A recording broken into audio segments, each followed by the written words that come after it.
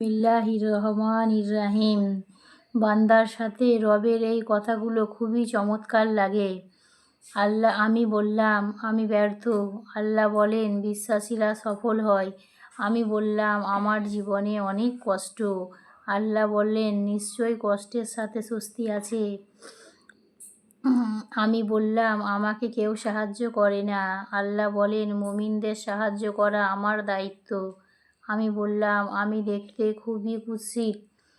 আল্লাহ বলেন আমি মানুষকে সৃষ্টি করেছি সুন্দরতম আকৃতিতে। আমি বললাম আমার সাথে কেউ নেই।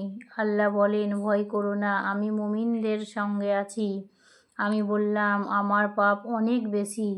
আল্লাহ বলেন আমি তওবাকারীদের ভালোবাসি। আল্লাহ আমাদের সকলকে সঠিকভাবে চলাফেরা করার তৌফিক দান করুন।